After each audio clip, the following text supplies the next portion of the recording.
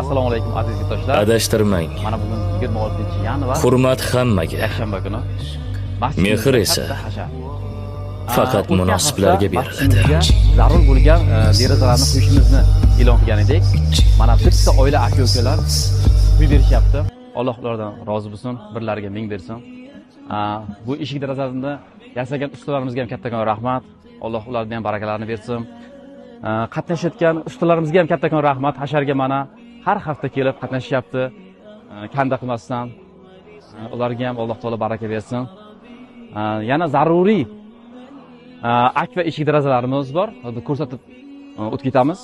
Shkaturkagacha quyishimiz zarur bo'lgan eshiklardan masjidimizning yordamchi xonalarining eshiklarini quyib olishimiz kerak azizlar.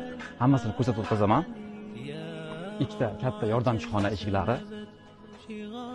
Baraka topinglar. Tog'oratxonamizning kichkina derazalari. Tog'oratxonamizning asosiy katta eshigi. Va ichkariga ikkita bir xil yonma-yon eshiklar. Fortchkalarni ko'rsatib o'taman. Ichkariga havo aylanishi uchun to'rtta kichikroq fortchkalar bor.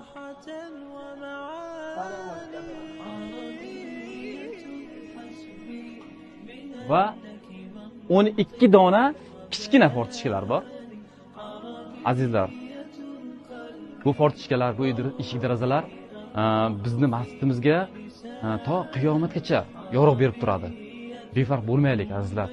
Har bitta oiladan bir donadan eshik deraza qo'ysak ham qattiq katta og'irlik tegmaydi bizga.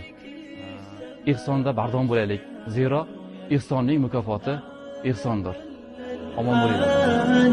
كيف المديح يجيء إن كنت التي أعني بها أنت البحور ومنك خير الدر والمرجان عربية يا ليت شعري هل ستوفي كلمة ولقد نهلنا فيك فقه المنهج الرباني عربية حسبي بأنك منطقي وبياني عربية قلبي وروحي أحرفي ولساني عربية ثم الوصوف تضيع في أوصافك فبك استباح